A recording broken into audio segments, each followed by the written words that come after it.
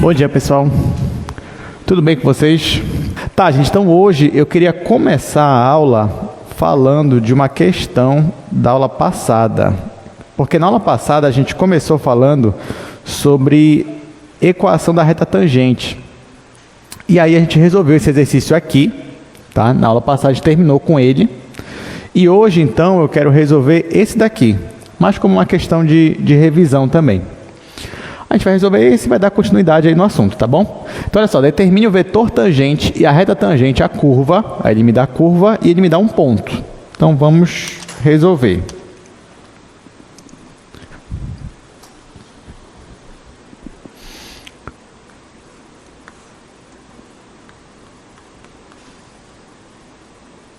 Na aula passada, você já aprendeu o que é o vetor tangente. E o que é, como é que você acha a reta tangente. Então, esse aqui não vou nem me delongar muito. A minha função alfa é t² e 2t.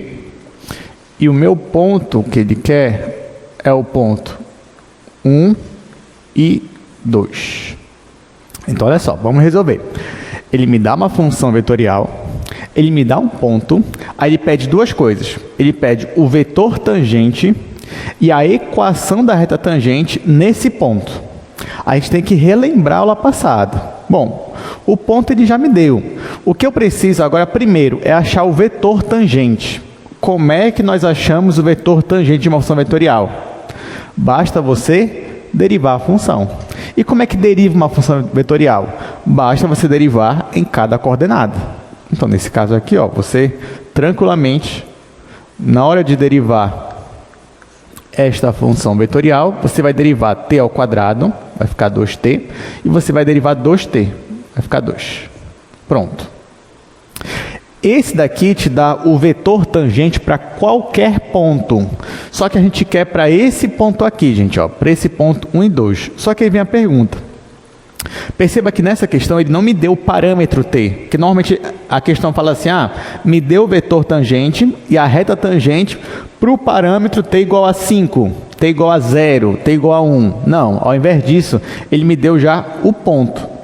A partir do ponto, tem como eu descobrir qual é o parâmetro t? A resposta é sim. Como é que você faz isso? Bom, é só você olhar para esta função aqui, ó, para esta função vetorial, para a função inicial, e você tem que saber qual é o valor de t para que a posição dessa função seja a posição 1 e 2.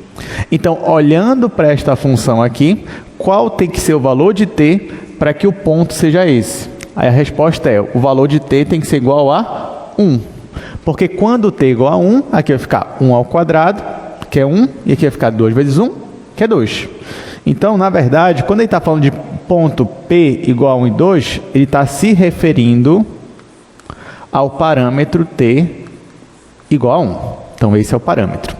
Agora que eu sei qual é o parâmetro que ele está se referindo, eu consigo calcular o vetor tangente para esse valor. Basta eu pegar esse valor e jogar aqui na minha função derivada. Quando eu faço isso, eu obtenho f' de 1 igual. Aí só jogar 1 aqui, gente, vai ficar 2, e aqui sempre é 2, né? Constante. 2, 2. Ou seja, esse daqui que a gente acabou de calcular é o vetor tangente que ele pediu. O vetor tangente para esse valor aqui de t, tá? Que é nesse ponto aqui. Então, esse daqui é o vetor tangente. Além disso, ele pede a equação da reta tangente. Para você ter a equação de uma reta, você precisa de um ponto e de um vetor. Nós já temos o ponto, é esse ponto aqui, e agora nós temos o vetor. Ora, se você tem um ponto e tem um vetor, você sabe a equação da reta tangente. Você pode escolher, por exemplo, as equações paramétricas da reta tangente. Aí vai ficar assim, como são duas coordenadas, então a minha equação vai ser x igual, y é igual. Aí aqui, na primeira coluna, eu vou colocar as coordenadas de P. 1 em x, 2 em y. Vou colocar aqui, 1 em x, 2 em y. Agora, eu vou olhar para o meu vetor, que é o vetor diretor dessa reta tangente, olho para as coordenadas dele, é 2 e 2. Eu vou jogar aqui, só que multiplicado com um parâmetro, que eu vou chamar de lambda agora, porque eu já estou usando o t. Então vai ficar 1 mais 2 lambda, 2 mais 2 lambda. Então, essa daqui é a reta tangente.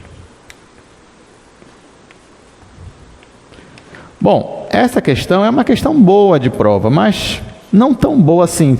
Dá para melhorar. Por exemplo, apesar dele não pedir para a gente, isso aqui que a gente fez já é a solução completa, mas a gente poderia também, por exemplo, fazer o gráfico da minha função.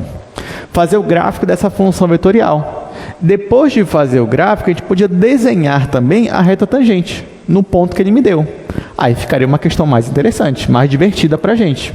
Então vamos fazer isso, a gente já tem condições de fazer isso. Bom, como é que a gente faz o gráfico de uma função vetorial?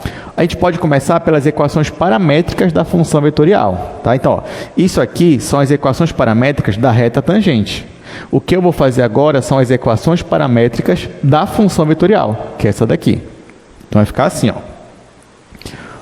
Vou até separar aqui, que isso daqui é um bônus da questão. Isso aqui não, a questão não pediu a gente que vai fazer. Então, ó, olha só.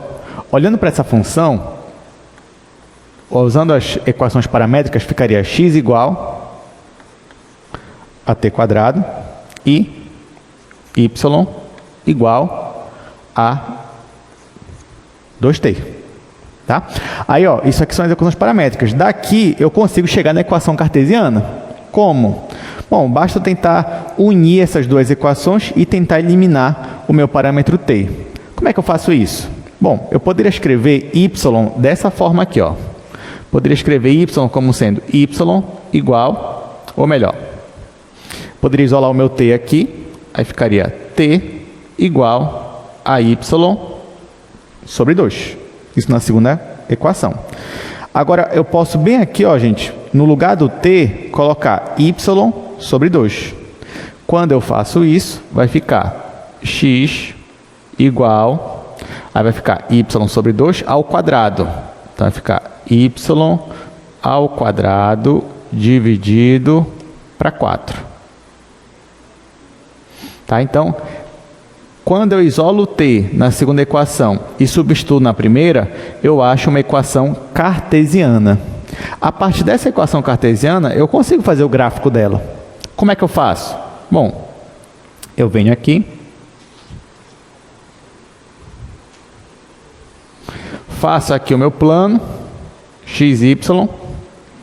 Aí, isso daqui, gente, é uma parábola. Só que cuidado, aqui não é y igual a x quadrado, como a gente está acostumado. Porque se fosse y igual a x quadrado, você teria uma parábola assim, né?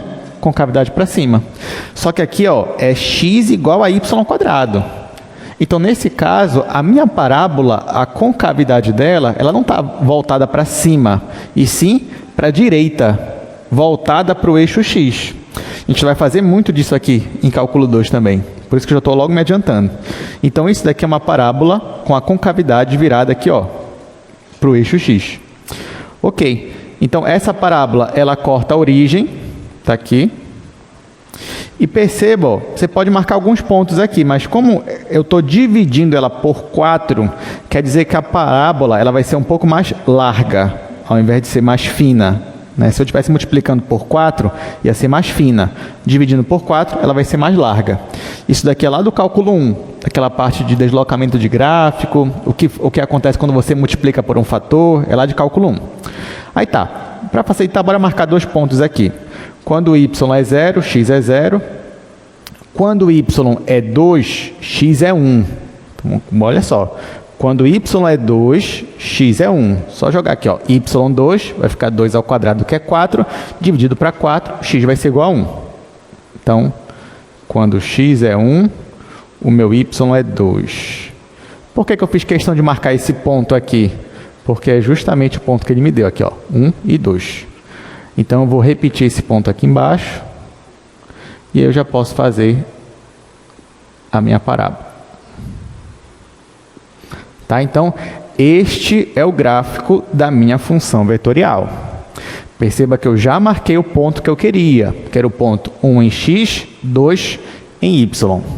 A partir desse ponto, eu vou fazer agora a minha reta tangente. Como é que eu vou fazer isso, gente? Basta eu pegar o meu vetor tangente nesse ponto. Quem é o vetor tangente? É o vetor 2 em x, 2 em y. Aí eu vou posicioná-lo bem aqui nesse ponto. Então, esse vetor aqui, eu não vou desenhar ele saindo da origem. Eu vou desenhar ele a partir desse ponto aqui. Para eu fazer isso, a partir desse ponto, eu vou andar 2 unidades em x e 2 unidades em y, porque aqui é 2 e aqui é 2. Então, se eu andar 2 unidades em x, eu vou parar bem aqui, ó. 1, 2, 3. Se eu andar 2 unidades em y, já vou passar mais para cá.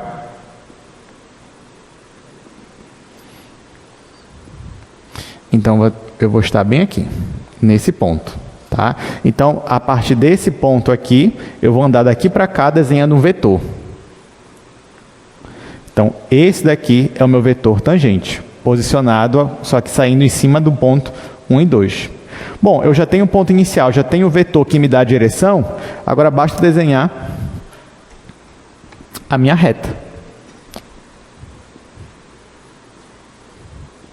Então, ó, isso daqui é a minha reta tangente, que está representada bem aqui, ó, gente. Tá? Ela está desenhada bem aqui. Então, isso sim é uma questão muito legal de prova, né? Que não é só fazer, não, é desenhar. Já você entender geometricamente o que está acontecendo por trás. E é isso. Alguém tem alguma dúvida? Pode falar. Você não entende? Pode repetir a pergunta? Tá. Aqui, essa equação bem aqui, paramétrica. Tá, então olha só. Tem uma diferença, né? Essa primeira equação paramétrica que eu fiz é da reta tangente. Tá? Até aqui tudo bem. Essa segunda equação paramétrica é de uma função vetorial. O que é uma equação paramétrica de uma função vetorial? Bom, basta eu pegar cada coordenada da função vetorial e igualar com uma variável. Por exemplo, a primeira eu vou igualar com x, a segunda eu vou igualar com y. Então, basicamente, isso é uma equação paramétrica de uma função vetorial. Ela pode ser uma reta ou não. Nesse caso, ela não é. Ela é uma parábola. Agora, como é que eu descobri que é uma parábola? Olha só o que eu fiz. Eu vou tentar unir essas duas equações de modo a ficar uma só. Aí, o que foi que eu fiz? Aqui embaixo, eu isolei o t. Então, ficou t igual a y sobre 2. Aí o que eu fiz? Aqui não está aparecendo t também? Então, no lugar do t, eu substituí por y sobre 2. Aí então ficou x igual a y ao quadrado sobre 4. Aí isso daqui sozinho é uma equação cartesiana, não aparece mais o t aqui. Eu consigo desenhar o gráfico disso. Isso aqui é uma parábola. Só que ao invés de concavidade para cima, é concavidade para o lado. Porque é o x que está isolado aqui. O x que está isolado e o y que está ao quadrado. Então, é só inverter aqui meu gráfico. Aí foi daí que surgiu esse gráfico. Tudo bem? Então, essa equação paramétrica, a partir dela, eu achei a minha equação cartesiana, a partir dela, eu fiz o meu gráfico. Que é aquele passo a passo que a gente faz lá no passado. Bom, é isso. Mais alguma pergunta? Tudo certo? E aí, já viram qual é a nota de vocês da prova? Nota boa? Boa, né? Tudo bem, tá certo. Tá. Vamos continuar, gente, que eu tenho ainda algumas definições para a gente ver aqui. Vamos voltar aqui para o slide. Ó, isso aí foi o que a gente já desenhou no quadro. E olha só, eu preciso definir com vocês o que é o versor do vetor tangente. Na verdade, eu nem precisaria colocar isso aqui uma definição, porque isso aqui você já conseguiria descobrir. Então, olha só, você já sabe o que é o vetor tangente. Então, por exemplo, bora voltar para cá. Vamos voltar para cá. O que é o vetor tangente? Vetor tangente é o vetor diretor da reta tangente. Ou seja, é o vetor que tem a mesma direção da reta tangente. Só que você poderia me perguntar, professor, mas não existe só esse vetor, né? Que tem a mesma direção da reta tangente. Perfeito, não existe mesmo só esse vetor. Existem quantos? Infinitos vetores, né? Qualquer vetor que tiver a mesma direção, seja maior ou menor, mas tiver a mesma direção, seria também um vetor tangente. Então, nesse caso, gente, seria bom, já que eu tenho infinitos vetores tangentes que eu poderia considerar, eu poderia escolher um representante deles. Qual representante eu poderia escolher? Bom, para facilitar minha vida futuramente, eu vou escolher um representante cuja norma seja unitária, né? Porque isso vai me ajudar em alguns cálculos. Então, ao invés de eu escolher esse vetor tangente aqui, eu vou escolher o vetor tangente unitário.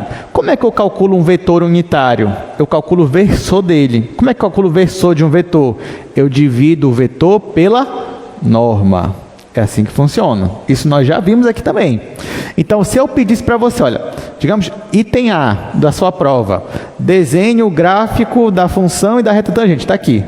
Item B, calcule um vetor tangente que seja unitário. O que você faria?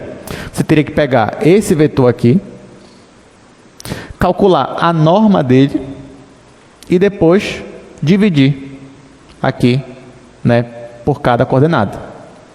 Então, de maneira geral, se eu quero o vetor, olha só, se eu quero o vetor tangente unitário, eu vou chamar esse vetor tangente unitário de T.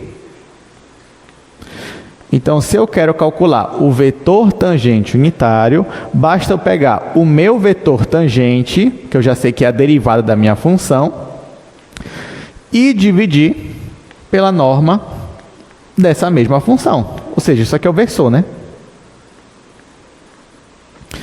Se eu faço essa continha aqui, eu consigo achar um vetor tangente, ou seja, que tem a mesma direção ainda, só que agora ele é unitário.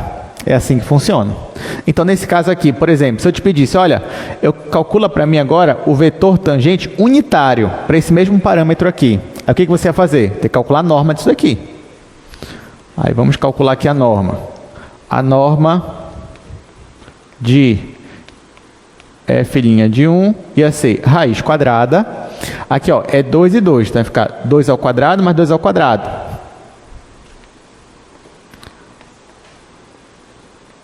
Aí isso aqui ia dar raiz de 8. Aí se você quisesse, né, poderia colocar 2 raiz de 2 também. Pronto. Isso aqui é a norma. E quem é o vetor tangente unitário? Bom, o vetor tangente unitário seria o meu vetor, que é o vetor 2, 2, dividido pela norma, que é 2 raiz de 2. Aí no final, quando você fizesse essa conta aqui, no final ia ficar 1 sobre raiz de 2, 1 sobre raiz de 2. Ficaria assim. Então, nesse caso lá, o vetor tangente unitário seria esse vetor aqui, 1 sobre raiz de 2, 1 sobre raiz de 2. Se você for calcular a norma disso daqui, você vai ver que vai dar 1. Então, sim, ele é um vetor tangente unitário. Aí tá, bora resolver mais um exemplo, só para a gente entender mais esse negócio de vetor tangente unitário. Então, ó, já peguei um exercício aí do slide. Olha só, um exemplo. Digamos que você tenha este vetor αt igual cosseno de t, seno de t e t. Olha só, determine o vetor tangente unitário a essa curva aqui. Ele quer o vetor tangente unitário. Cuidado, não vá se perder. Então, olha só, se ele quisesse, vamos aqui para o quadro agora. Se ele só pedisse vetor tangente dessa curva, o que você teria que fazer? Você só teria que derivar. Isso já seria o vetor tangente. Então, ó, se eu pegar isso aí e derivar isso daqui, vai ficar aqui, derivada do cosseno menos seno. Derivada do seno, cosseno. Derivada de t é 1. Isso daqui, gente, já é um vetor tangente, tá? Ó, isso aqui já é o vetor tangente. Mas ele não é unitário. Tá? Então, isso aqui já é um vetor tangente, mas o que o problema está me pedindo é um vetor tangente que seja unitário. Como é que eu faço isso? Vou ter que calcular o versor desse daqui. Como é que eu calculo o versor? Eu calculo primeiro a norma e depois divido pelo vetor. Então, calculando a norma, olha só, norma desse vetor aqui, ficaria raiz quadrada. Aí aqui ficaria menos seno ao quadrado, isso aqui é dar positivo, seno ao quadrado, mais cosseno ao quadrado, mais 1 ao quadrado, que é 1. Olha, só que nesse caso aqui, eu já sei que seno ao quadrado mais cosseno ao quadrado, isso aqui já dá 1 também. Então, a norma deste vetor é igual a raiz de 2, né? Porque vai ficar raiz de 1 mais 1, raiz de 2. Então, isso aqui é o vetor tangente, isso aqui é a norma deste vetor tangente. E quem é o vetor tangente unitário? É quando você pega esse vetor e divide por essa norma.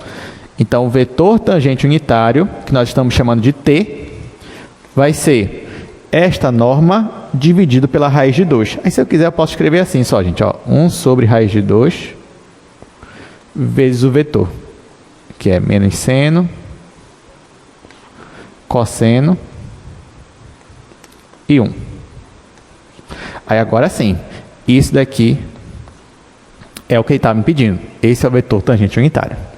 Deu para entender? Alguma dúvida? Então, se na prova eu pedir assim, calcule o vetor tangente, você já sabe o que é.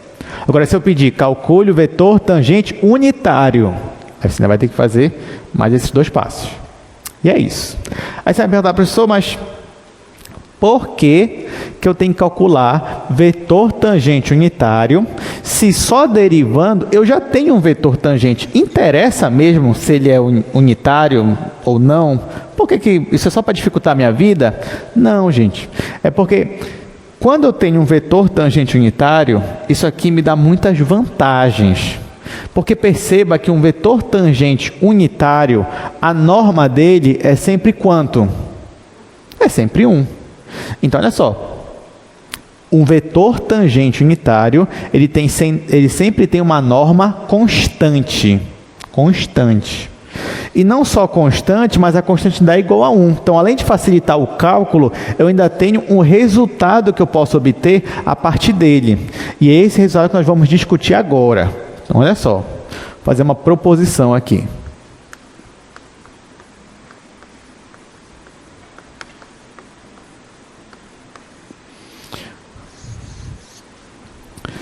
Digamos que você calculou a norma de um vetor e a norma dele é sempre constante. Isso para todo T.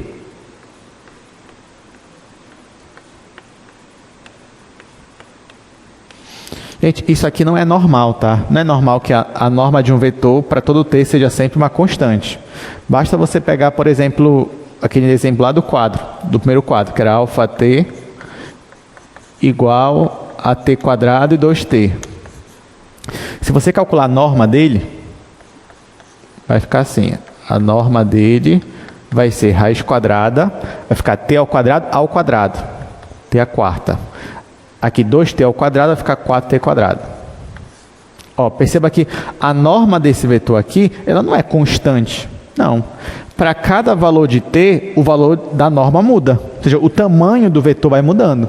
Então, não é trivial, ou seja, não é normal que a norma de um vetor seja sempre uma constante, não importa o t. Mas, quando isso acontece, nos casos em que isso acontece, eu vou ter uma vantagem. Qual é a vantagem? É que, nesses casos, então, o meu vetor, minha função vetorial, alfa t, vai ser sempre perpendicular ou ortogonal à derivada. Isso aqui sempre vai acontecer. Então, olha só. Se a norma de uma função vetorial é sempre uma constante, significa que ela sempre forma um ângulo de 90 graus com a sua derivada.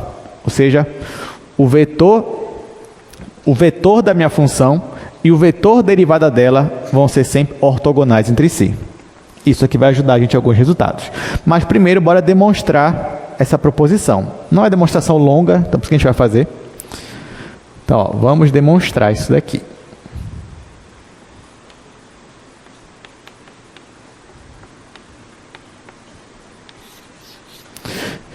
Então, gente, como é uma demonstração, eu tenho que mostrar que isso daqui implica nisso daqui. Para isso, a gente relembra isso daqui. Lembra o seguinte, que quando você pega um vetor e faz o produto escalar com ele mesmo, isso daqui, ó, vetor escalar com ele mesmo é igual à norma do vetor ao quadrado. E nesse caso eu estou supondo que a norma dele é uma constante. Então vai ficar produto vetorial de um vetor e ele mesmo vai ficar igual à minha constante. Aliás, vou escrever aqui embaixo.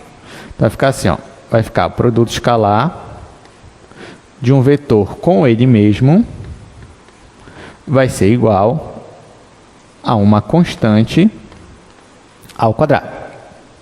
O que eu vou fazer agora? Eu posso derivar os dois lados em relação a t. Isso não vai mudar a minha igualdade. Então, olha só, vou derivar o lado esquerdo em relação a t e vou derivar o lado direito em relação a t.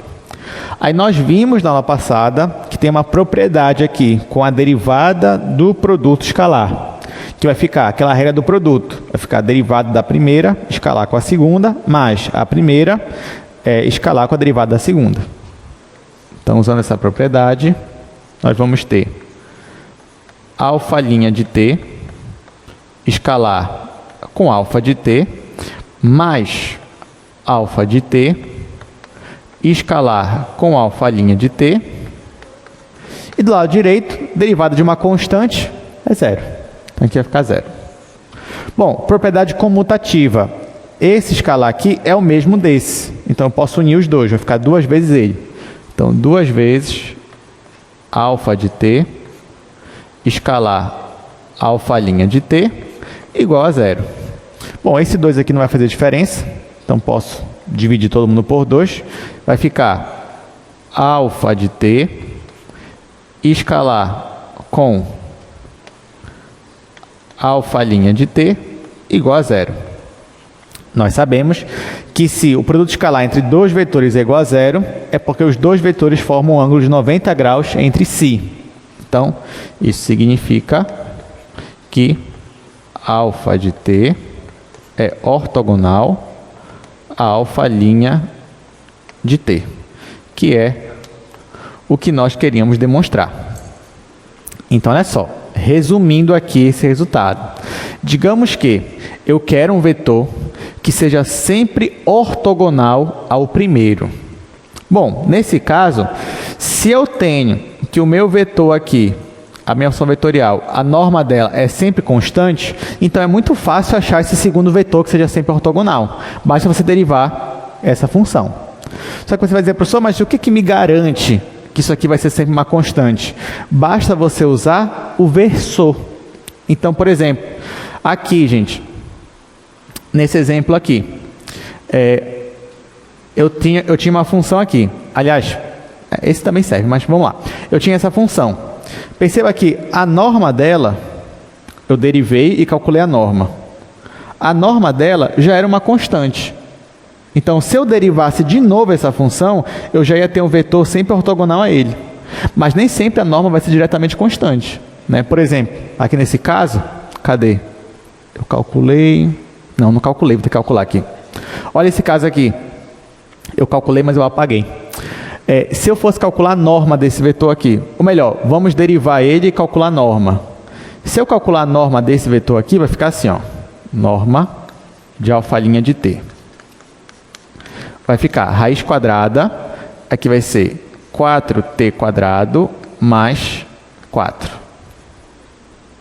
Tá? Vai ficar isso daqui. Essa norma aqui ela não é constante, porque perceba que, ou seja, a norma desse vetor aqui não é uma constante. Mas se eu pegar o vetor tangente unitário, Ou seja, se eu pegar esse vetor e dividir pela norma, eu vou ter um vetor tangente cuja norma é sempre constante. E aí, se eu derivar o vetor tangente unitário, eu vou ter um segundo vetor e esse segundo vetor vai ser sempre ortogonal ao meu vetor tangente. E aí, então, nós definimos o que nós vamos chamar de vetor normal. Então, vou apagar aqui. Então, olha só. Se o vetor tangente é um vetor que sempre está, digamos, tangenciando a minha curva, porque ele tem a mesma direção da reta tangente, quem vai ser o vetor normal? O vetor normal vai ser o vetor sempre perpendicular a esse daqui. Então, ele vai ser normal a minha curva. Ele vai formar esse vetor aqui. Então, se isso daqui é um vetor tangente, isso daqui nós vamos chamar de vetor normal. O vetor normal, ele vai ser sempre ortogonal ao vetor tangente. Está aqui. Agora, a pergunta é, como é que eu encontro um vetor normal? E a resposta é mais simples do que a gente pensa. Basta você derivar o vetor tangente unitário. Aí você já consegue um vetor normal. Deu para entender, gente? Alguma dúvida, pelo menos na prática? Então, se eu te pedir assim, olha, gente, calcula para mim o vetor tangente. Está aqui. Calcula para mim o vetor tangente unitário. Então, é só dividir pela norma. Calcula para mim um vetor normal. É só derivar o vetor tangente unitário. É assim que vai funcionar. Então, cuidado. Não é difícil, é fácil. Só que são muitos detalhes, muitas definições novas. Então, não quero que vocês se percam. Então, nós definimos aqui o que é o vetor tangente, o que é o vetor tangente unitário e o que é o vetor normal. Eu ainda vou definir o que é o vetor normal unitário, só que você já deve saber o que vai ser. Então vamos lá, vou trocar aqui de slide. Nós estamos hoje, na verdade, na aula 9. Vamos falar ainda hoje sobre integral de funções vetoriais e também de comprimento de arco. Mas primeiro, eu já comecei a falar com vocês sobre vetor normal. Então tá aqui, ó, já provei essa proposição para vocês. Nós usamos ela justamente para achar o vetor normal. Então, se eu tenho que a norma de uma função é sempre constante, então se eu derivar ela, eu vou sempre achar um vetor ortogonal ao primeiro. Então, quem vai ser o meu vetor normal? O vetor normal é simplesmente a derivada do vetor tangente unitário. E quem vai ser o vetor normal principal, ou vetor normal unitário? Vai ser o versor da derivada, né, do vetor tangente unitário. É assim que funciona. Então, gente, cuidado.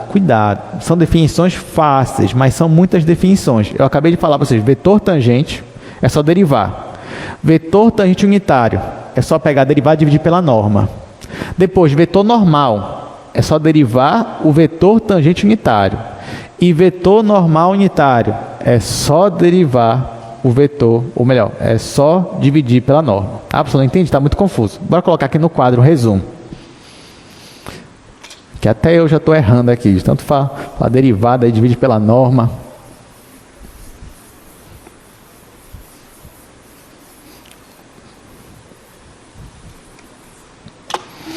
Olha só, vou escrever aqui. Resumo, para vocês não se perderem.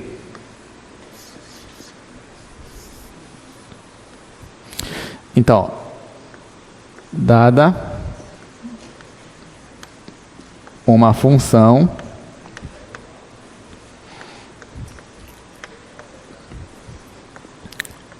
αt, temos, vamos lá, primeiro, vetor tangente. Se você tem uma função αt, quem é o vetor tangente? O vetor tangente é você pegar essa função e derivar ela uma vez. Pronto. Isso aqui já é um vetor tangente. Agora, quem é o vetor tangente unitário ou principal?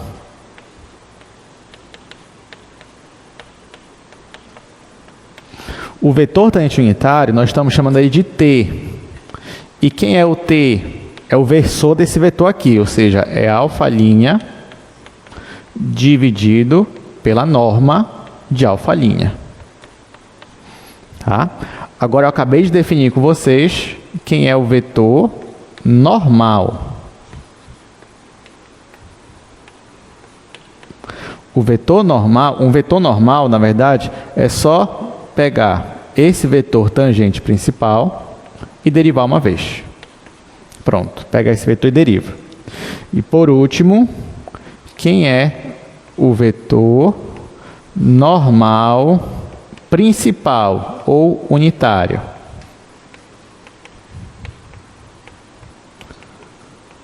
Nesse caso aqui, a gente está chamando ele de um vetor N.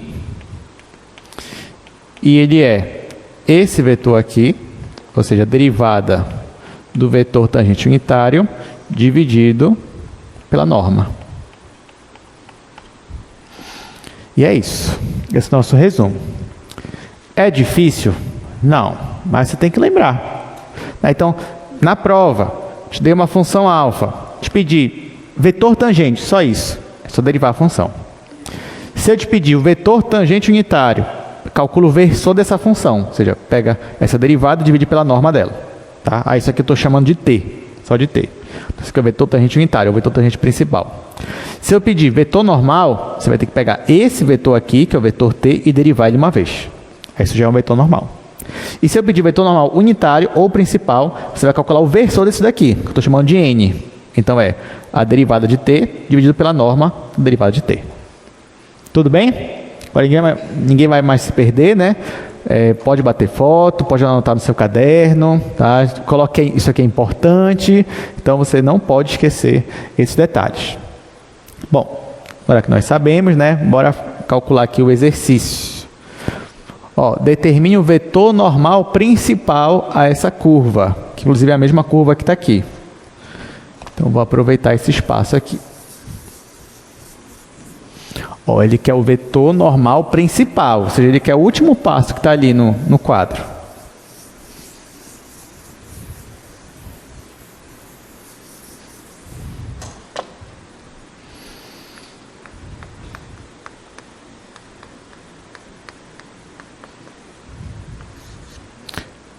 Ele me dá o αt, que é cosseno, seno e t. Vamos aqui para o quadro. Então, olha só, o que ele pede para a gente é o vetor normal principal. Se ele quer o vetor normal principal, ele quer esse último estágio aqui, do nosso resumo. Ele quer isso daqui, ou seja, ele quer a derivada do vetor tangente unitário dividido pela norma da derivada do vetor tangente unitário. Só que para eu chegar nesse último passo, eu tenho que passar por esses aqui. O primeiro passo é calcular o vetor tangente. Então, eu teria que pegar aquela função e derivar uma vez. Só que nós já fizemos isso, bem aqui, ó. É a mesma função. Está aqui, nós derivamos ela uma vez. Achamos esse vetor. Então, esse vetor é o vetor tangente. Tudo bem? Agora, o próximo passo seria o vetor tangente unitário. Como é que eu faço? Vou calcular a norma desse vetor e depois pegar esse vetor e dividir pela norma. Nós já fizemos também. Está bem aqui, ó. Calculamos a norma da derivada, deu raiz de 2. E depois, para calcular o vetor tangente unitário, a gente só dividiu o vetor derivada pela norma, que é raiz de 2. Agora, ele quer o vetor normal principal. Então, para isso, primeiro, eu vou calcular o vetor normal, que é o quê? Eu vou derivar aquela última função ali, ó. Vou derivar aquela função t. Então, vamos lá. Então, vou anotar ela de novo aqui do lado.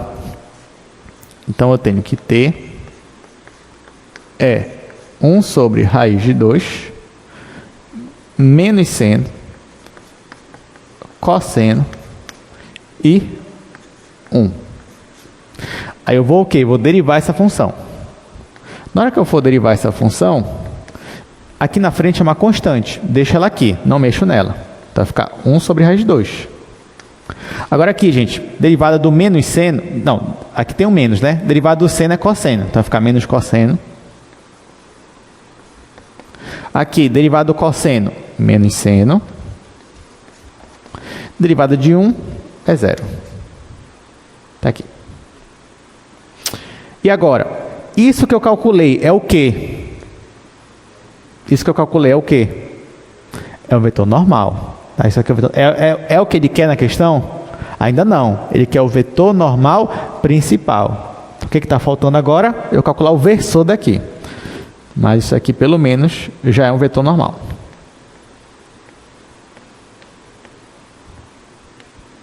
Agora eu vou calcular o versor dele. Para eu calcular o versor dele, vou calcular a norma dele.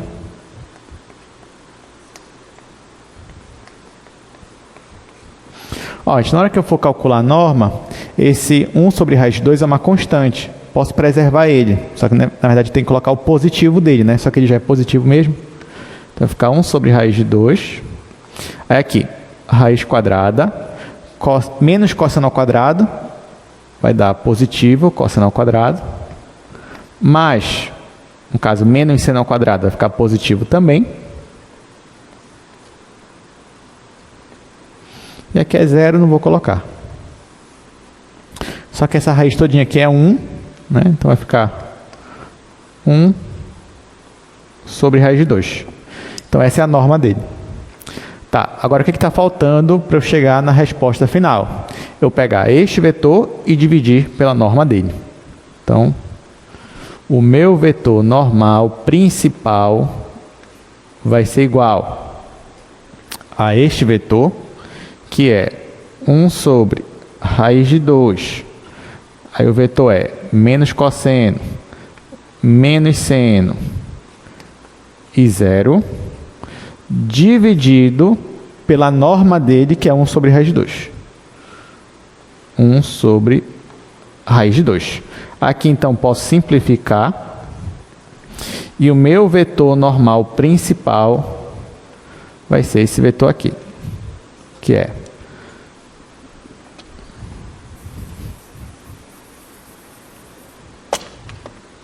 vai ser menos cosseno, menos seno e 0.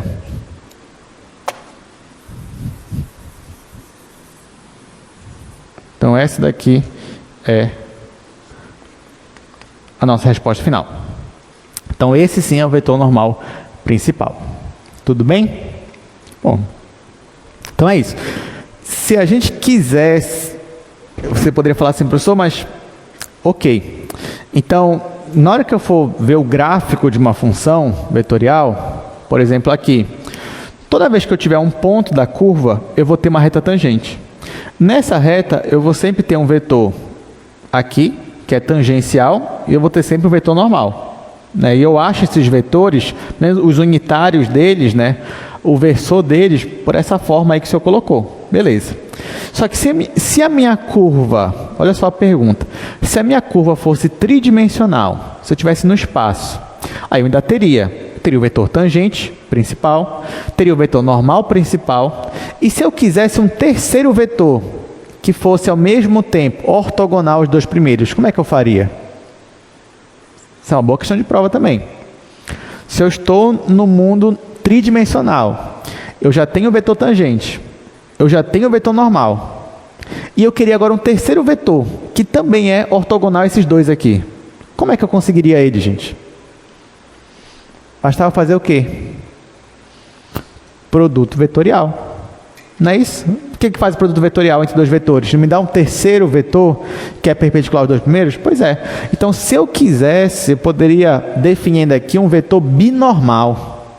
E aí seria um vetor que seria o produto vetorial entre o meu vetor tangente unitário e o meu vetor normal unitário. Tá? Mas a gente não vai definir ele aqui, isso é só por curiosidade. Mas para a gente mesmo que interessa hoje é o vetor tangente e o vetor normal principal. Bom, então agora, gente, eu só vou mostrar aqui para vocês um gráfico, só para a gente entender melhor esse conceito. Então, ó, estamos aqui. Esse gráfico que vocês estão vendo aqui, ó, esse gráfico, ou seja, essa curva na cor preta, é uma função, inclusive é a função que ele nos deu, é a função cosseno seno e t. Então, o gráfico dela seria essa curva, como se fosse uma hélice, né, subindo. E perceba que bem aqui, ó, eu tenho um vetor vermelho, que é o vetor tangente unitário. E eu tenho o vetor azul, que é o vetor normal.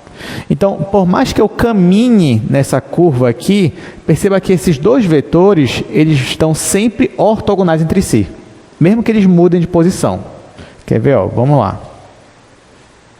Ó, mesmo que a gente mude o ponto, e nesse caso, os meus vetores estão mudando, que estão mudando de direção, mas ainda assim os dois sempre permanecem ortogonais entre si. Tá? Então é isso que está acontecendo. Isso daqui tem algumas aplicações, tá? Na engenharia espacial, usa esses dois vetores mais o binormal. Se você for reparar também, se eu quero dois vetores unitários e eu pego um terceiro vetor, dois vetores unitários que são ortogonais entre si, e eu pego um terceiro vetor que também é ortogonal, é como se eu estivesse até mudando a minha origem do meu espaço. Porque se você pensar nos vetores da base canônica, I, J e K, os três são vetores unitários e eles são todos ortogonais entre si. Então, se eu pegasse o vetor tangente principal, o vetor normal principal e o vetor binormal, que eu só comentei com vocês, é como se eu pudesse até mudar a origem do meu espaço, que eu ia ter ali três vetores apontando ali para três direções que são perpendiculares entre si. Enfim, mas isso é só algumas aplicações. Agora sim, vamos voltar para cá, que agora eu quero falar com vocês sobre integral de funções vetoriais. Gente, assim, sinceramente, aqui eu não vou demorar quase nada aqui. Não vou demorar. Por quê? Porque você já sabe fazer. Mesmo que você nunca tenha visto essa aula, você já sabe fazer.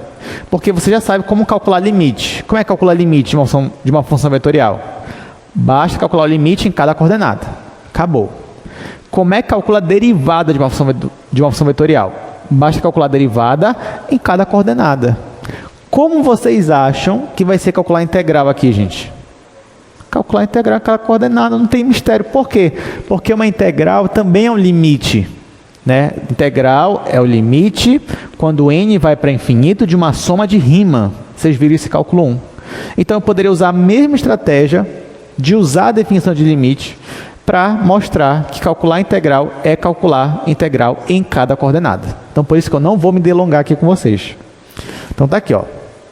Se você tem uma função vetorial e ela é integrável, então, calcular a integral dela é a mesma coisa que calcular a mesma integral, só que em cada função coordenada. O mesmo também vale aqui. Aqui ainda vale o teorema fundamental do cálculo. Então, o que é o teorema fundamental do cálculo? É o que vai unir o cálculo diferencial com o cálculo integral, por isso que ele é fundamental. Então, ó, se você tem aqui uma função beta, ela é uma primitiva da função alfa, né? Então, na verdade, calcular esta integral aqui, basta você subtrair as primitivas. Você fazer beta b menos beta a, que é a mesma coisa que aplicar o teorema fundamental do cálculo em cada coordenada também. Então, é a mesma ideia. Então, ou seja, não vai mudar nada para o que a gente já sabe. E se eu tiver essa anotação aí, sem indicar o ponto inicial e o ponto final, isso aqui é uma integral indefinida. Né? Ou seja, é a primitiva da minha função. Então, por exemplo, aqui, ó, vamos lá, me ajudem aqui nesse exemplo. Já está aí a resposta, né? Mas mesmo assim vamos fazer por parte. Vai que tem algum erro. Então, olha só.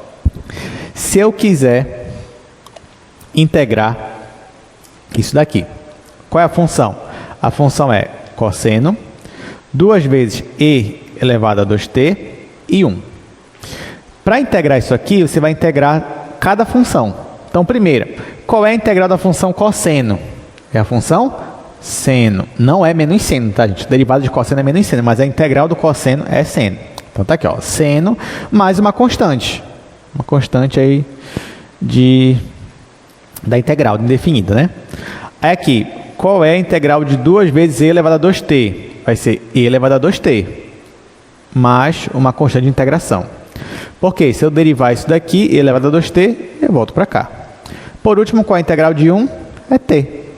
Aí perceba que em cada um desses eu tenho uma constante de integração. Mas se eu quisesse, eu poderia escrever de outro jeito isso daqui. Eu poderia escrever isso aqui assim, ó. Vou colocar aqui no quadro.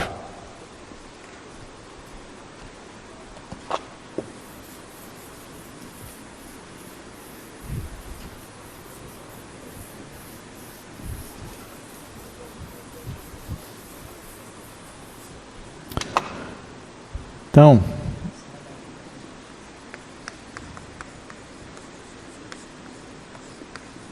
o exemplo que está me dando é esse aqui, né? Integral já primitiva dessa função vetorial.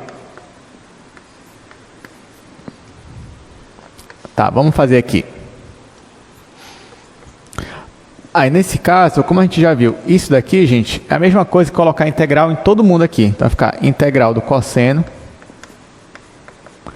integral de 2 vezes e elevado a 2t, e integral de 1. Aí, como a gente já comentou, integral do cosseno vai dar seno, mais uma constante de integração, vou chamar de C1. Aqui, gente, você pode usar integral por substituição simples, tanto faz, mas no final isso aqui vai dar e elevado a 2t, né? Basta você derivar isso daqui, vai dar ele mesmo vezes 2. Está aqui. Mais uma constante de integração. E aqui a integral de 1 é t. Aí mais uma constante de integração, que isso aqui é uma integral indefinida. Aí o que você pode fazer também é escrever assim, ó. Isso aqui é a mesma coisa que seno de t e elevado a 2t e t. Mas a gente podia separar as constantes de integração, que é C1, C2 e C3. Aí se eu quisesse também poder escrever até assim. Isso aqui é igual a minha integral seno e elevado a 2t e t mais um vetor C. Esse vetor que tem as constantes de integração. Tá? Então, tanto faz. Você pode escrever assim, ou deixar assim, ou assim, ou assim. Então, é assim que a gente vai trabalhar uma integral indefinida. Bom, então, alguma pergunta dessa parte aqui, gente? Não, né? Tá bem tranquilo, tá bem fácil, né? Por enquanto. E vai continuar assim mesmo. Tá, vamos lá. Olha, agora sim, eu queria falar, esse assunto é legal. Esse aqui é bem importante porque creio que seja algo novo. Apesar de que eu acho, né, que os professores de Cálculo 1, acho que viram alguma aplicação dessa no semestre passado. Não sei, posso estar enganado, mas se não viram, não tem problema, a gente vai ver agora. Então, vamos falar agora, gente, sobre comprimento de arco. E aí eu já vou explicar para vocês como é que funciona. Mas essa daí é a parte mais legal da aula de hoje, é essa daí. Então, vamos lá.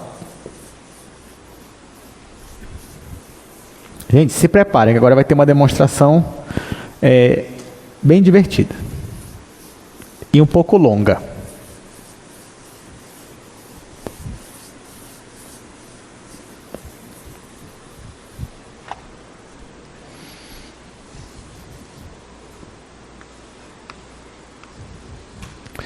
Então, vamos falar sobre comprimento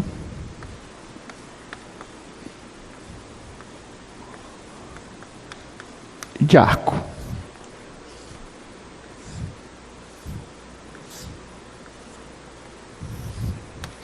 Olha só, você já sabe que se eu te der uma função vetorial, você vai ter um gráfico para ela. O gráfico dela é uma curva. Se eu estou no R2 é uma curva plana, se estou no R3 é uma curva espacial. Ou também eu posso te dar uma curva e eu peço para você parametrizar a curva. Tanto faz. Mas a ideia é que você já sabe que uma curva ela está associada a uma função vetorial e vice-versa. Então, digamos que aqui nós tenhamos uma curva assim. Tanto faz como vai ser a curva, mas digamos que eu tenho uma curva assim. Bom, essa curva ela está parametrizada, o que significa então que existe uma função vetorial por trás dela. Essa função vetorial eu vou chamar de αt. Aí, gente, aqui eu vou considerar que alfa é bidimensional, mas só para não ficar uma coisa com muitas letras na nossa demonstração, mas o princípio é o mesmo para tridimensional. Então, ó, vamos imaginar que a αt ela é bidimensional, então ela tem apenas 2 coordenadas. A primeira é uma função de t, eu vou colocar de xt, e a segunda é yt. Aí, olha só, o nosso desafio agora é tentar calcular o comprimento dessa curva aqui. Perceba que isso não é fácil. Se fosse uma reta, ok, eu me calava, ia ser bem fácil. Mas não é uma reta, é uma curva. E você sabe que a maioria dos gráficos que a gente trabalha aqui não são retos. São parábolas. Às vezes a gente já viu aqui uma elipse, enfim, uma circunferência. A gente já viu uma espiral, uma hélice, enfim, a gente viu várias curvas aqui e a maioria não era uma reta. A pergunta é, será que eu consigo calcular o comprimento dessa curva? A resposta é sim. Para isso, eu vou usar aqui a minha função vetorial. Aí, gente, olha só. Eu vou primeiro dividir essa curva em pedaços, em pontos. Então, só para facilitar, vou dividir aqui só em 3 pontos. Então, aqui tem aqui um ponto inicial, tem aqui um segundo ponto, tem aqui um terceiro ponto. Para cada ponto dessa curva, eu tenho o quê? Eu tenho um valor de alfa associado para cada ponto. Onde esse valor de alfa aqui é um vetor que sai da origem e chega nesse ponto. Tudo bem? Então, por exemplo, para esse ponto aqui, eu tenho um vetor que sai da origem e chega nele. Para esse ponto aqui, eu tenho um vetor que sai da origem e chega nele. E para esse ponto aqui é a mesma coisa. Para cada um deles eu tenho um vetor. Esse vetor aqui é alfa.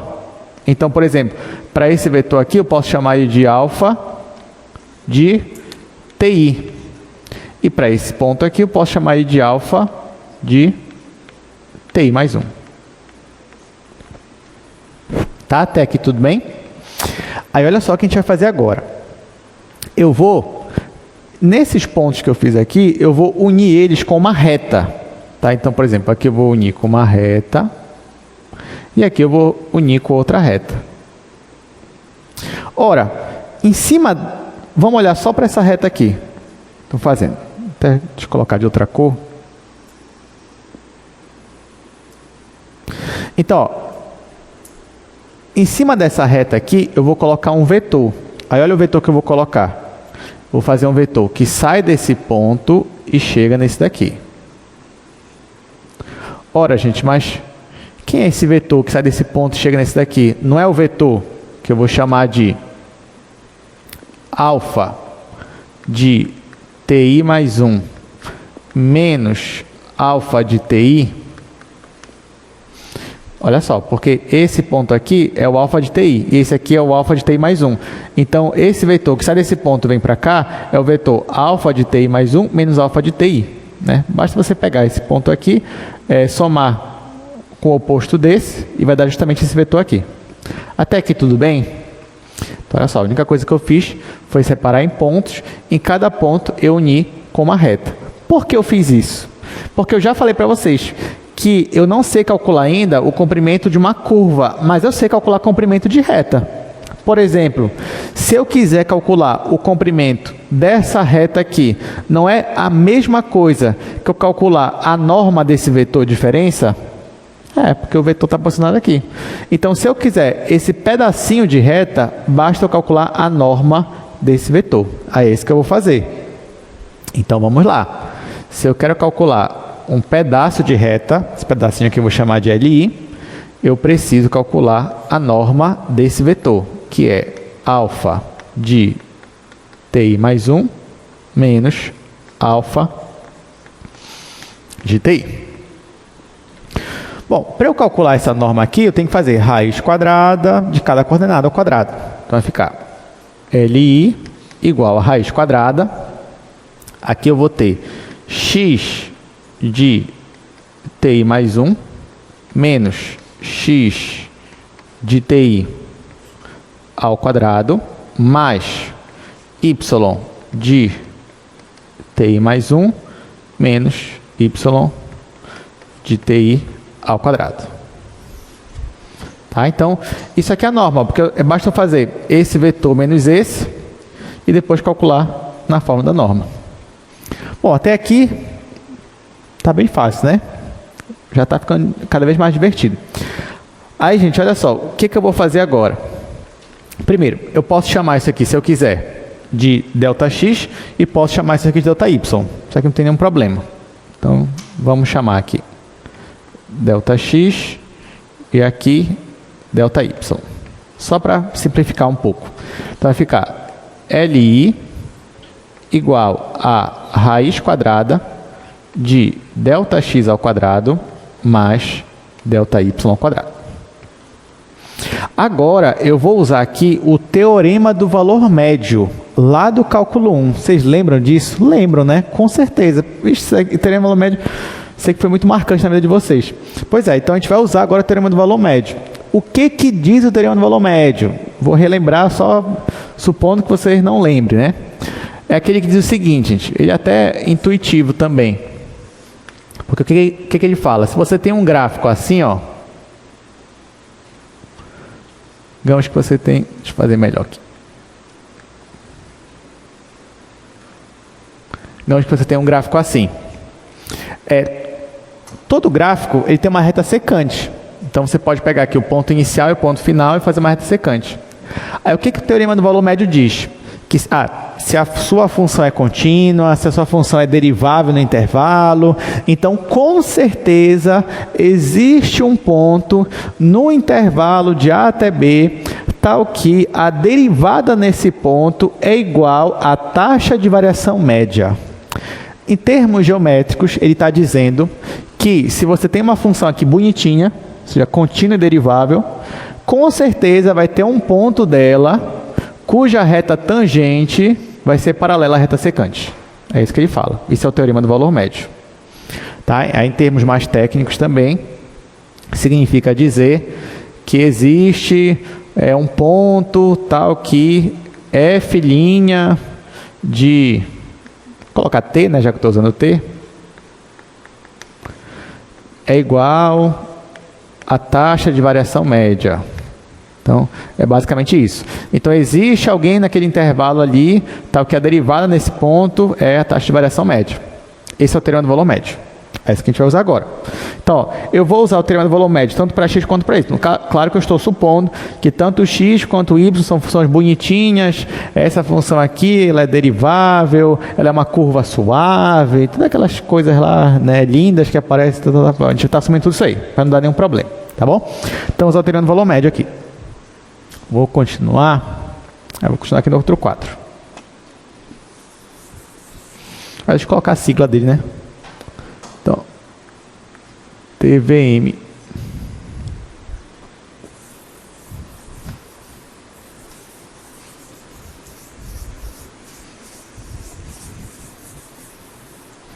Essa demonstração é muito interessante, porque no final, a gente pensa que vai ficar uma coisa absurda, mas vai ficar uma coisa tão simples. Então, pelo teorema do valor médio,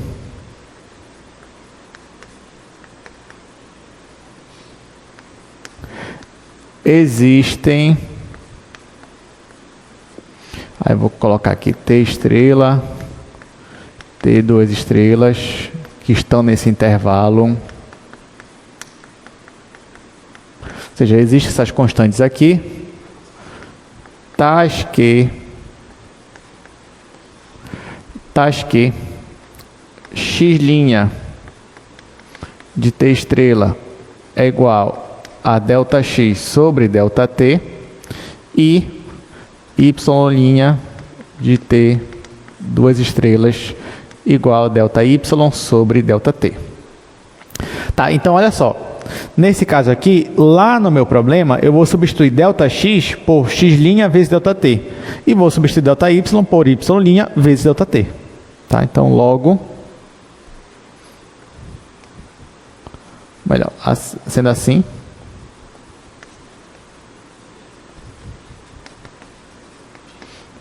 Vai ficar LI igual, fazendo a substituição, vai ficar x' de t estrela ao quadrado vezes ΔT ao quadrado mais y' t, dois asterisco, ao quadrado vezes ΔT ao quadrado. Deixa eu estender aqui a raiz. Ó, então, por enquanto, está assim, para a gente calcular. O que dá para fazer para melhorar? A gente pode colocar o ΔT ao quadrado em evidência, e como ele está ao quadrado, ele sai da raiz. Então, já estamos chegando no final. Então, vai ficar LI igual a raiz quadrada de x' t estrela ao quadrado mais y' ao quadrado vezes ΔT.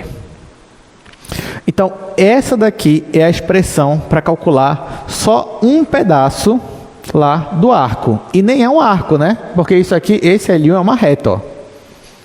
Ela é uma reta só. Se eu quiser uma aproximação para esse arco todo, basta eu somar todas as retas. Então, como é que vai ficar aqui? Isso aqui é só para um pedaço. Se eu quero uma aproximação do arco inteiro, então ele vai ser aproximadamente o somatório dessas retas, quando I vai de 1 a N. Aí você vai dizer, professor, mas claramente, se eu somar essas duas retas aqui, o comprimento delas não vai ser o comprimento do arco. Não, tudo bem, não vai, mas vai ser uma aproximação. É ruim? Pode ser ruim, mas é uma aproximação. Mas será que não dá para a gente melhorar essa aproximação? Sim. Como é que a gente melhora a aproximação? Se eu pegar intervalos de t cada vez menores. O que significa aqui na imagem era só pegar pontos, mais pontos da reta, ó, e fazer uma reta em cada um deles. Então, se eu for fazendo isso e usar o mesmo raciocínio lá, o somatório, então a minha aproximação ela vai ser cada vez melhor. E se n tender para infinito e esse limite existir? Então, o meu comprimento vai ser exatamente o que eu queria. Tá? Então, voltando para cá, se eu quero exatamente o meu comprimento, então ele vai ser igual, se existir, né, esse limite de n tendendo a infinito, desse somatório aqui. Para cada LI. Mas quem é LI mesmo? Raiz quadrada de x' t estrela ao quadrado, y', ΔT. Gente, isso daqui é definição de quê? Isso aqui é definição do quê? Limite de um somatório desse aqui. De integral, né? Cálculo 1. Então, isso daqui é uma integral. Tá? É uma integral. Então, como é que fica essa integral aqui? Vai ficar L igual a integral de A até B. Aí aqui vai ficar raiz quadrada. Agora vai ficar um T mesmo geral, né? Porque ΔT tende a zero. Então vai ficar x' de T ao quadrado mais y' de T ao quadrado. E aqui, dt. Ou seja, essa aqui é a minha fórmula para achar o comprimento de arco, se eu tenho uma curva parametrizada. Só que dá para melhorar mais ainda, porque quem é? Gente, quem é? Raiz quadrada de x' quadrada mais y' quadrado. Só que te lembra o quê? A norma. Norma de quem? Da função derivada. Então, na verdade, ó, fórmula final. Se você quer calcular o comprimento de uma curva parametrizada, ele vai ser a integral da norma da derivada. Só isso. Integral da norma da derivada. Então, você deriva, calcula a norma e depois joga na integral. Gente, lembrando que isso aqui ó, é uma integral do cálculo 1, tá? Que no final vai ficar todo mundo dependendo só de t. É uma integral de uma única variável. Então, a gente consegue resolver usando todos os conhecimentos que você tem de integral do cálculo 1, você consegue facilmente resolver as nossas questões aqui de cálculo 2 de comprimento de arco. Bom, vamos lá. Então, a gente ainda tem meia hora, dá para resolver aqui alguns exercícios. Então, vamos voltar aqui para o slide. Então, ó, esse foi o raciocínio que a gente fez. Você tinha uma curva, essa curva azul. Nós dividimos ela em pontos. Para cada ponto, a gente desenhou uma reta. E aí, reta, a gente sabe fazer o comprimento, né? É só calcular a distância de um vetor, ou seja, a norma de um vetor. E no final, nós chegamos aqui nesta fórmula. Aí, como eu falei para vocês, todo o raciocínio que nós fizemos vale tanto para o R2 quanto para o R3. O que mudaria no R3? Ainda é a norma, só que a norma tem 3 coordenadas agora, né? A função. Então, ficaria assim, ó. Então, se a sua função é bidimensional ou tridimensional, não tem problema. Você ainda consegue calcular o comprimento da curva usando esta integral que onde nós chegamos. Tá, então, para encerrar a aula, a gente vai resolver 2 exercícios. E pronto, aí depois só quarta-feira.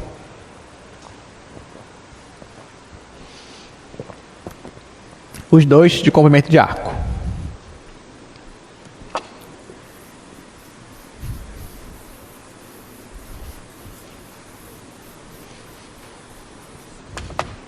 Gente, o segundo é muito importante, tá? Que é o último de hoje.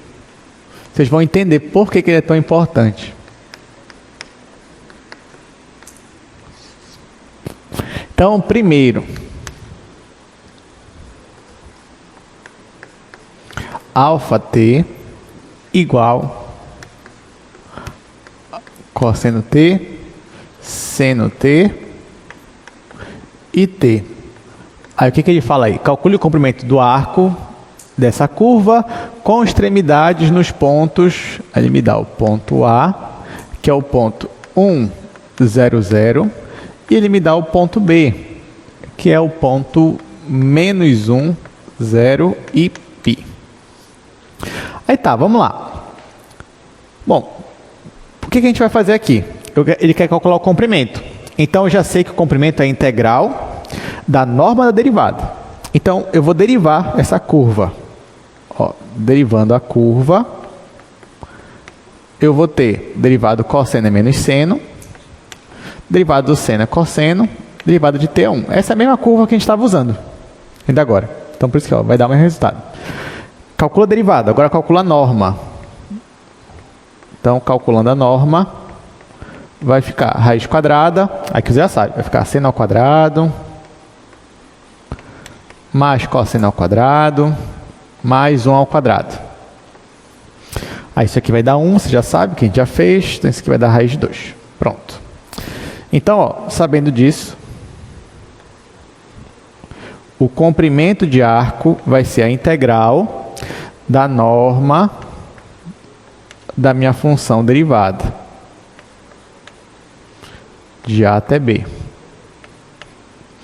Bom, a norma eu já calculei, deu raiz de 2. Agora, quem é o A, quem é o B?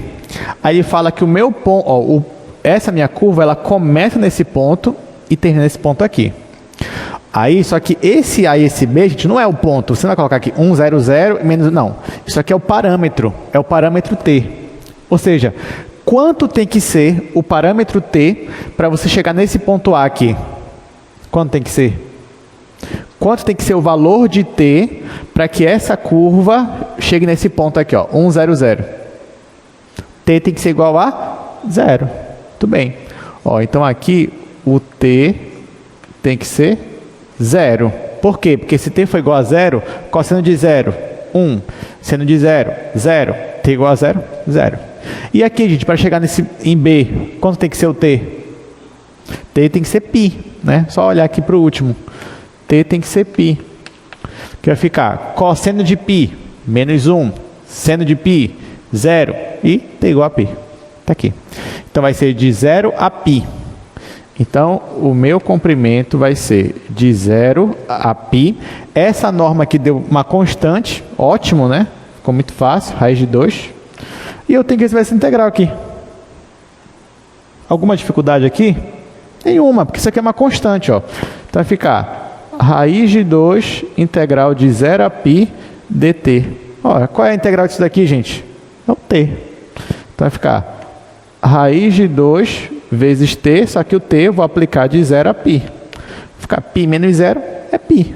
Então, resposta. O comprimento vai ser π vezes raiz de 2. Aí não me falou se é metro, se é centímetro, então eu só vou colocar aqui, unidade de comprimento. Seria muito fácil, né? Mas para isso, claro, a gente tinha que saber a fórmula. Mas tendo a fórmula, o resto fica fácil mesmo.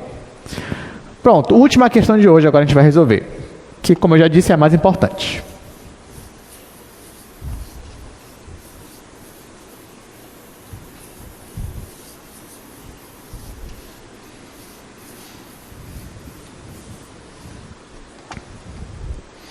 Então, segunda questão. Vamos voltar para o slide, só para a gente dar uma olhada como é. Ó, a minha função alfa é uma função raiz de 2 sobre 4, t ao quadrado.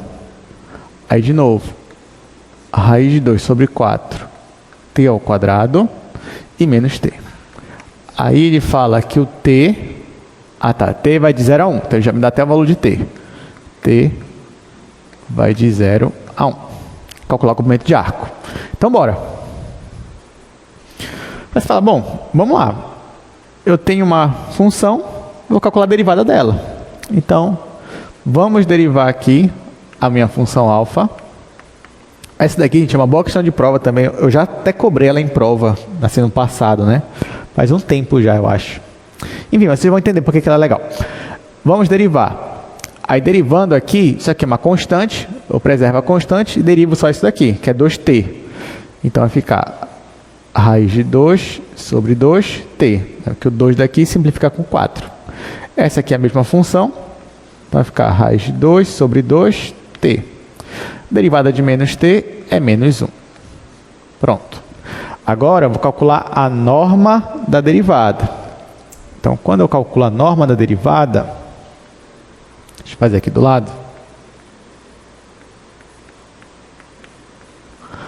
A norma vai ser raiz quadrada. Isso daqui ao quadrado vai ficar 2 sobre 4. 2 sobre 4, t quadrado. Esse aqui é a mesma coisa. 2 sobre 4, t quadrado. Menos 1 ao quadrado é 1, né? Aí, gente, 2 sobre 4 mais 2 sobre 4 é 4 sobre 4, que é 1. Então, vai ficar t quadrado mais 1. Aqui. Essa é a norma. Aí você vai falar, beleza, então, né? Então, o meu comprimento vai ser integral de 0 a 1, que foi o que ele me deu aqui, ó, de 0 a 1, dessa norma aqui, ou seja, da raiz quadrada de t quadrado mais 1. Ou seja, no final, eu só tenho que resolver essa integral aqui. Fácil ou difícil? Fácil, né? Só uma raiz quadrada, t quadrado, é fácil. Tá, só que é fácil você lembrar das técnicas, né? Porque, assim, olhando para cá, quando você olha para uma integral, a primeira coisa que você pensa é, será que é uma integral direta? Assim, eu consigo logo lembrar qual é a primitiva dela? Nesse caso, não. Provavelmente você não vai saber de cabeça isso daqui. Aí você pensa, então vou usar alguma técnica de integração. Se eu usar a integração por substituição simples, será que eu vou conseguir? Acho que não. Integração por partes? Também acho que não. Integração por frações parciais? Acho que não também. Então, como é que resolve essa integral aqui?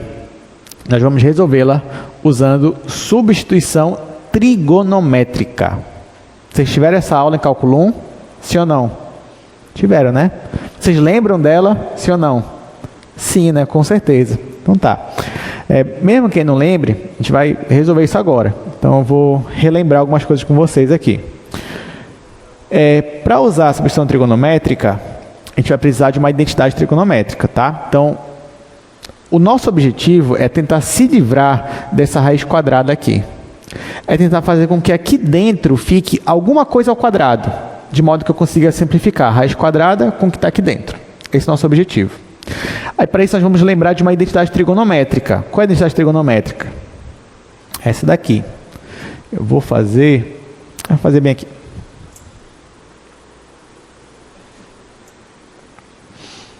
Olha só. Bom, qual é a identidade trigonométrica que você se lembra? Identidade principal. É aquela lá, seno ao quadrado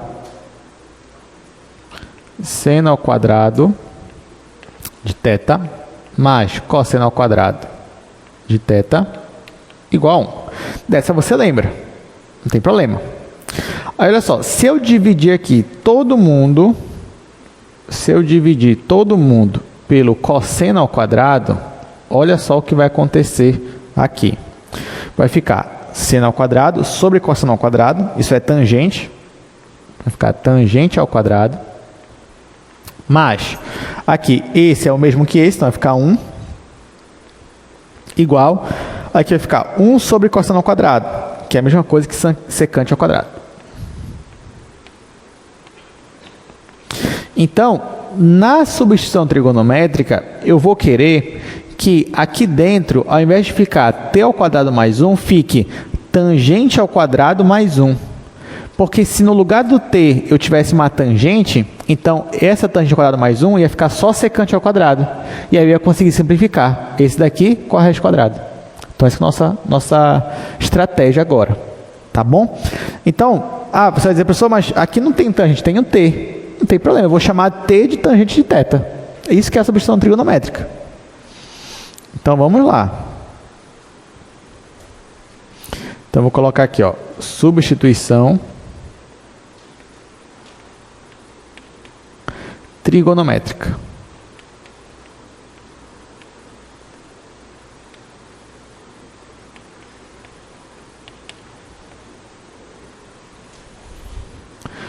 Na substituição trigonométrica, eu vou chamar t de tangente de θ.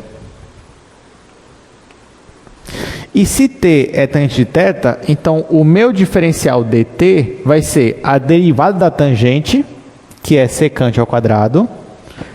Então vai ficar secante ao quadrado de θ vezes dθ.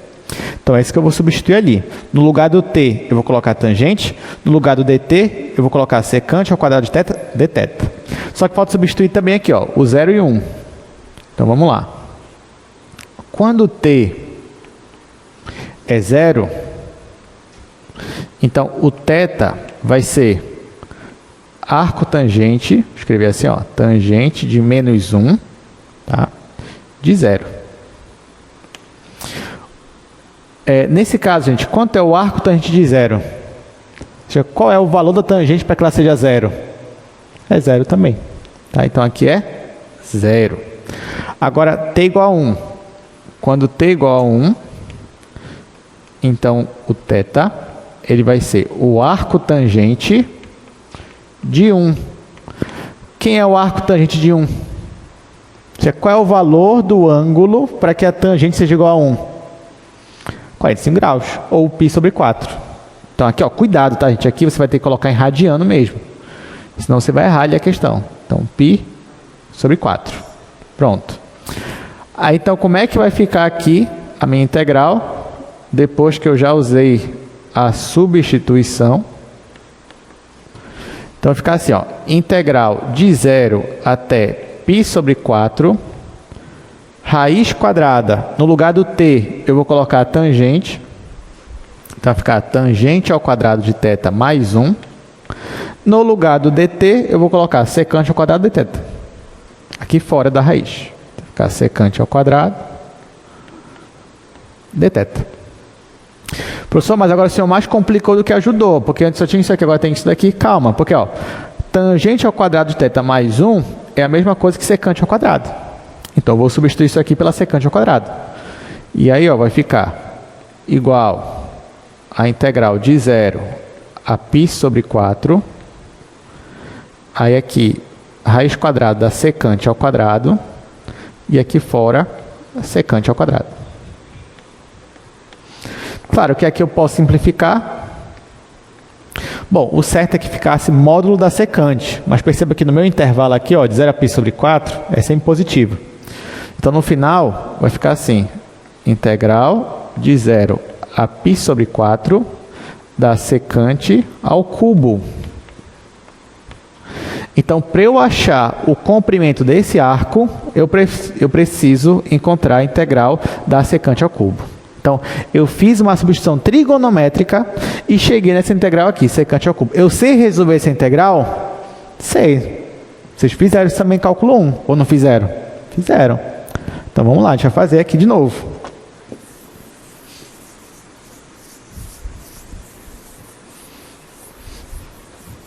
Professor, eu vou precisar saber disso para a prova? Com certeza. Porque, na verdade, gente, isso aí vocês já sabem. Isso é do cálculo 1, então não é algo novo para a gente, assim. Novo mesmo é só isso aqui, ó. É a fórmula. Essa é a fórmula aqui. Comprimento de arco é integral da norma da derivada da função. Só isso que é novo. O resto é cálculo 1. Então, não tem muito mistério.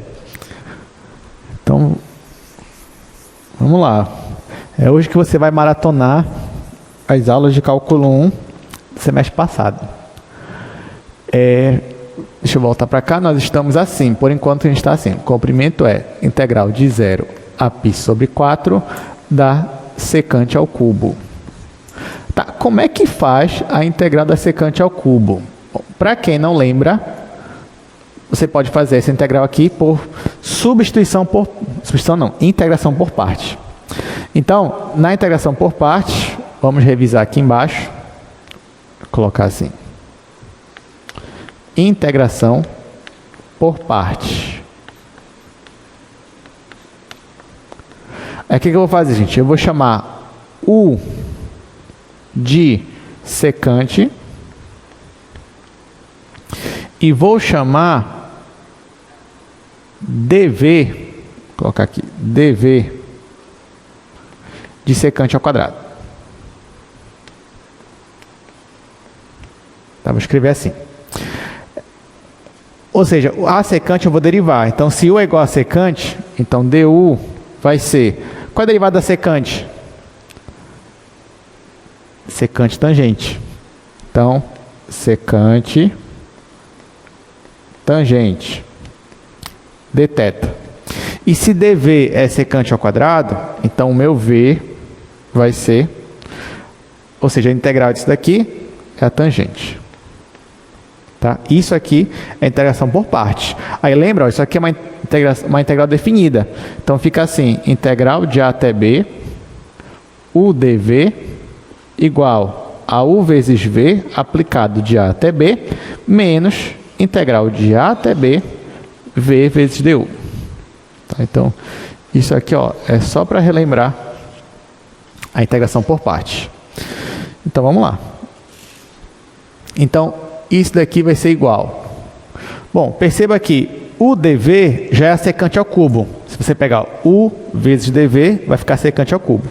Então, isso aqui é igual a u vezes v, u é a secante, então vou escrever assim, secante, vezes v é tangente, então vai ficar secante tangente, aplicado de 0 a π sobre 4, menos integral de 0 a π sobre 4, e aqui eu vou colocar v vezes du. Quem é v? Tangente. Quem é du? Secante tangente. Então vai ficar secante tangente ao quadrado dθ. Até aqui tudo bem? Né? Só apliquei aqui. Tá. O que dá para fazer aqui, gente? Ah, pessoal, aqui eu já começo a me desesperar. Calma, não precisa. Isso aqui não precisa esperar. Olha para cá. Aqui, ó, bora logo colocar esses valores. Então vai ficar π sobre 4 e 0. Vou continuar aqui. Vai ficar L igual secante de π sobre 4 vezes tangente de π sobre 4 menos, agora vou colocar 0, secante de 0, tangente de 0, menos integral de 0 a π sobre 4, secante tangente ao quadrado. Vamos lá. Isso daqui, quem é a tangente de 0? É 0. Então isso aqui vai zerar. Agora aqui, quem é a tangente de π sobre 4? É 1. Tudo bem, isso aqui é 1. Então aqui vai ser, aqui, secante de π sobre 4, sabe quanto é? Bom, quem é o cosseno de π sobre 4? Cosseno de 45. Raiz de 2 sobre 2. Agora faz o inverso dele. Vai ficar 2 sobre raiz de 2. Aí só racionalizar fica raiz de 2. Tá? Então isso daqui. Ou então vamos fazer por parte, né? Então vai ficar L igual, vai ficar 2 sobre raiz de 2. Agora vamos para cá.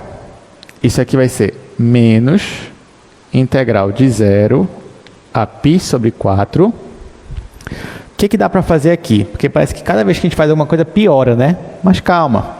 Aqui eu tenho tangente ao quadrado. Tangente ao quadrado, se eu for usar a mesma identidade aqui, gente, tangente ao quadrado é secante ao quadrado menos 1. Aí isso que eu vou substituir lá. Então vai ficar secante vezes secante ao quadrado menos 1. Pronto. Aqui eu posso racionalizar, vai ficar 2 raiz de 2 sobre 2, aí simplifica. Então vai ficar L igual a raiz de 2. Aqui, ó, eu posso distribuir. Aí vai ficar menos integral de 0 a π sobre 4. Secante vezes secante ao quadrado é secante ao cubo. Então vai ficar secante ao cubo. E aqui agora, secante com menos 1 vai ficar menos secante, mas com esse menos aqui vai ficar mais. Então, mais integral de π sobre 4 secante. Poxa, professor, parabéns, né? Mas agora a gente tem aqui, ó, 2 secantes, secante ao cubo, secante. Calma, já está terminando. Então, vou continuar aqui no terceiro quadro. Estamos terminando. Não desista. Uma vez eu passei essa mesma questão em prova. Olha, foi uma alegria dos meus alunos. Uma alegria mesmo, que veio assim, essa questão a pessoa já fez em sala, né?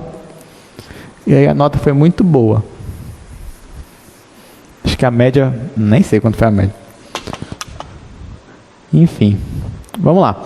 Aí aqui, ó, olha o que eu vou fazer, gente. Esse L, eu já sei que L é quem? É a secante ao cubo. Então, tá assim, ó, por enquanto tá assim. Tá, integral da secante ao cubo igual a raiz de 2 menos integral de π sobre 4 secante ao cubo mais a integral da secante. Tá, o que eu vou fazer aqui?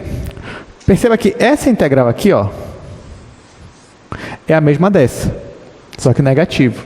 Então essa daqui, eu quero que ela apareça no outro membro, somando. Como é a mesma, vai ficar 2 vezes essa.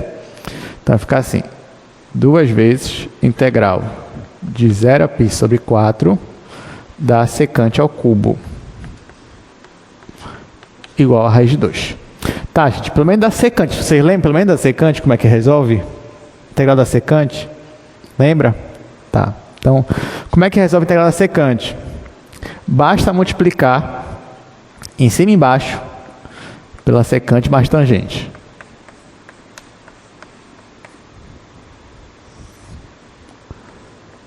A gente multiplica em cima e embaixo pela secante mais tangente. Ó, porque perceba que aqui eu não estou mudando nada, eu estou multiplicando em cima e embaixo pela mesma coisa. Só que assim, aqui em cima é a derivada do que está aqui embaixo. Quer ver? Ó, você vai perceber. Isso daqui vai ser mais integral de 0 a π sobre 4. Vai ficar secante tangente. Secante tangente mais secante ao quadrado. Dividido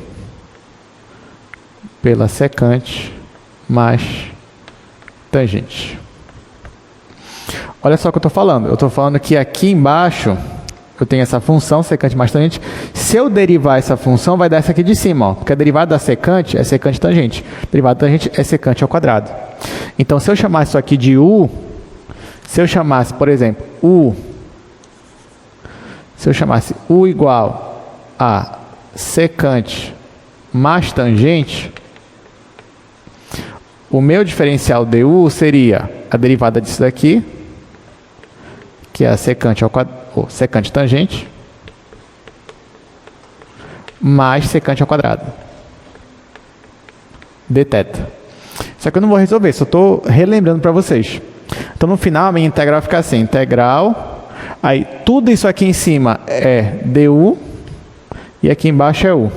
Aí vai ficar assim. Então, isso aqui é log natural de u.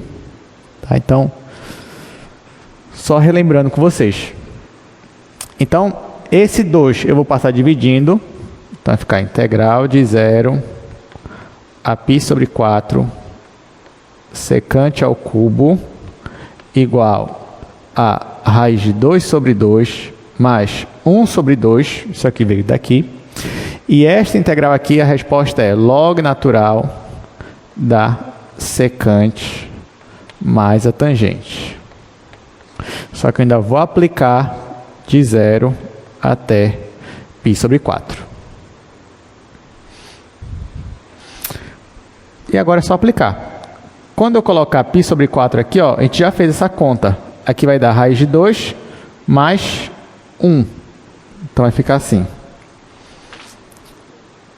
Deixa eu colocar logo aqui. L igual a raiz de 2 sobre 2 mais 1 sobre 2 log natural de raiz de 2 mais 1 menos log natural. Quando eu colocar aqui 0, a secante vai dar 1 e a tangente vai dar 0. Então vai ficar log natural de 1. Só que log natural de 1 é 0. Então, resposta final.